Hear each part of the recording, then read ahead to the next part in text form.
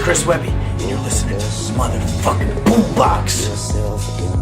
Yo, what up, fam? This is Adrian Castellanos, and we're currently at the Pin here in Spokane. Cool last name. With Chris Webby right now. And we just wanted to get a couple questions and a quick interview before he headed out. That works. And since Chris Webby has been touring off a successful mixtape titled Webster Laboratory 2, which was released in June, we wanted to know a little bit more about what got you initiated into that project. Well, I mean, that project was a sequel, obviously, Webster's Laboratory 1, which was one of my earlier mixtapes, one of the ones that crashed at Peeve, which was, like, at the time, super accolade. Exactly. And I released this one actually on the 5-year anniversary to the day of the first one. Oh, good. So I think that was like a cool little Easter egg, you know. Exactly. And it just, you know, mixtapes, it's a different playing field, music in general, hip-hop. So mixtapes don't get as much airtime as they once did, you know, but I grew up a mixtape rapper, you know, and I had delved into other worlds. I did the EPs, I did the full-length album that was in stores and all that cool shit. And then it just felt right to kind of dip back into the mixtape pool for a little bit and just, you know, give the fans something entirely free, full project. I mean, when I say mixtape, I approach it with the same structure and blueprint of an album. There's just some samples in the beat and shit like that. But it's not like, you know, I take any less time with it. I still treat it. Would you say that you have more fun doing mixtapes than you do like EPs and albums? I mean, making music in general, the thing I say, just being a rapper, there's a lot of, you know, high highs and low lows. Exactly, and the best parts is being on stage and being in the studio. You know, and it makes all the in-between bullshit worth it. Straight up. You know, so being in the studio, regardless of what the fuck I'm working on, if I'm given free reign to be creative and I'm in there with other creative people and we're just, it's a whole process and it's amazing. It's beautiful and I think it's, that's probably my favorite part out of everything. As much as I love being on stage, that's dope, but creating, you know, taking something from nothing to you leave the studio with a song. I think that's just cool. I think it's the liberty to just say what's on your head.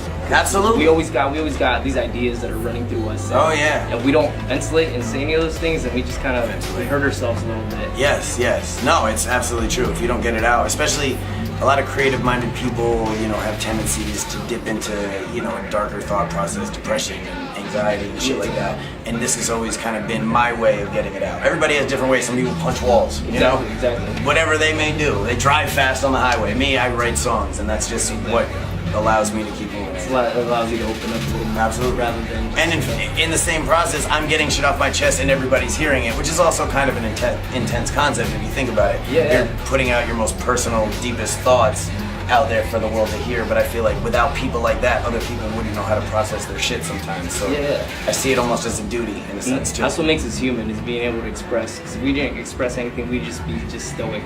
Absolutely. Like then look at us like a rock. Or nothing, almost nothing. Like so the minute you got to be able to get it out, and the job falls upon certain people with a certain mindset to help everyone else through it. Exactly. And I've taken that role upon myself. I agree with you. Our second question is, what has been the highlight of the tour?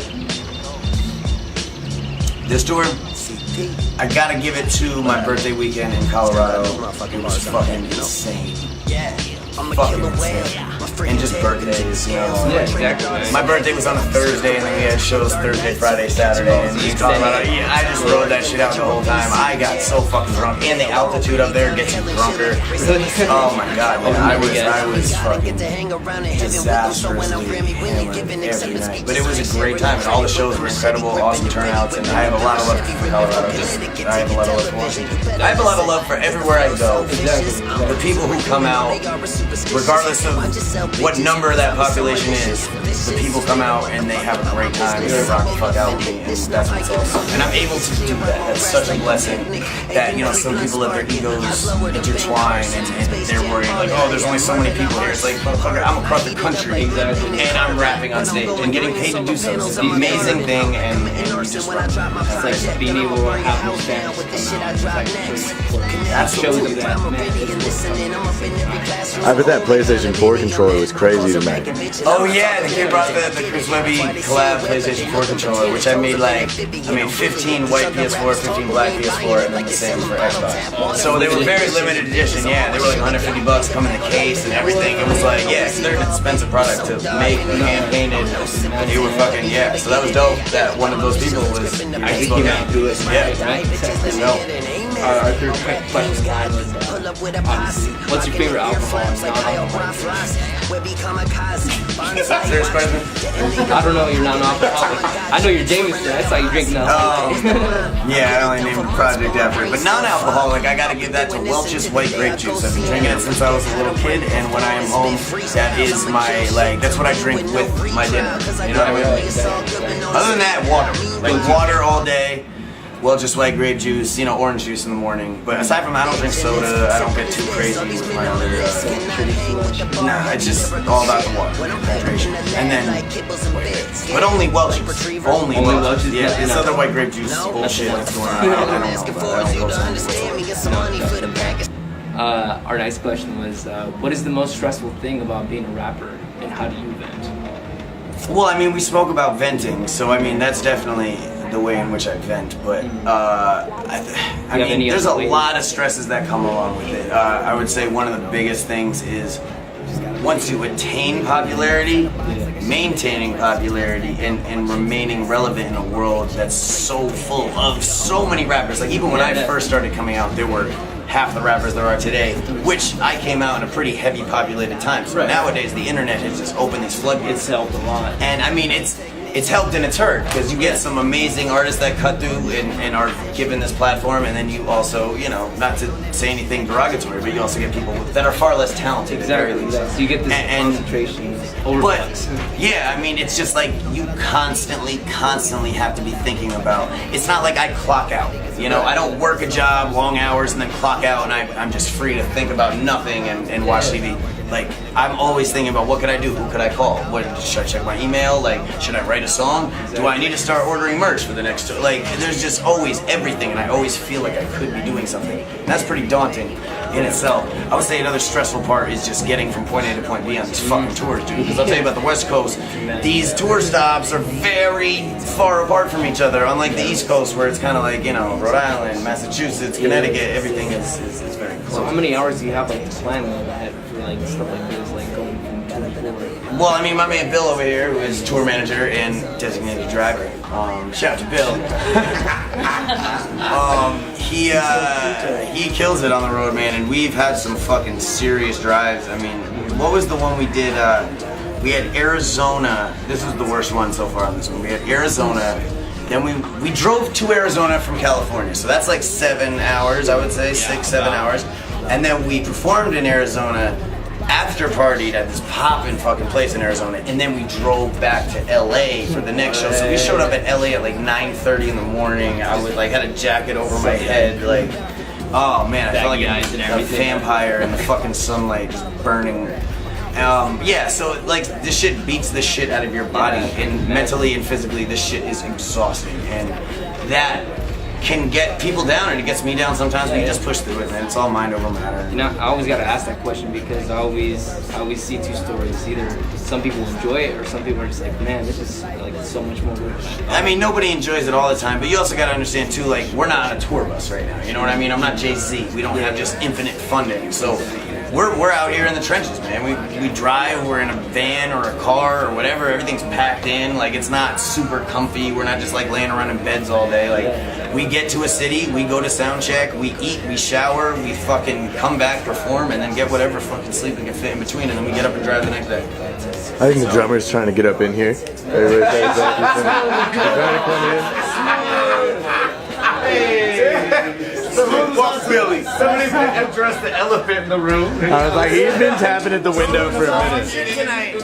Yeah, you had some nice fucking. Oh man. That's how we gotta end Left Lane now. Just where that last hook, because that was hard. Very hard. Shouts out the DJ one time also. Baby. How y'all? And you see, it's a group effort. You know what I mean? You need the DJ, and for me, after working with a drummer, you need the drummer. That gives it such a deep feel. And then you need Bill, who drives us and makes sure everything else is copacetic. And then I do my part, and it's it's really a team effort, and everybody fucking sacrifices a lot to be out here. And yeah, my merch guy who's been out there, he gets dropped off at fucking Soundcheck and he has to stay here all night. That's merch right there. Trill. That's some really awkward camera movement. Apologies, I was confused. Oh no, it's cool though. It's raw, man. No, I'm laughing at you. We're not shooting like a school project. You know, this is what it is. We're backstage after a hip hop show. Keep it raw as fuck. Yeah, man. Our next question is, what's your biggest pet peeve? My biggest pet peeve, I hate when people are just really adamant about proving their point and they're wrong and they're uneducated about what they're saying and they're not receptive to anything you have to say. When people are so sure that they are right, because no one knows everything. And that's one thing you learn at a certain age. You realize all the adults that you grew up listening to. And when you're a kid, you're like, oh, they know everything. You realize like, oh shit, they didn't know shit.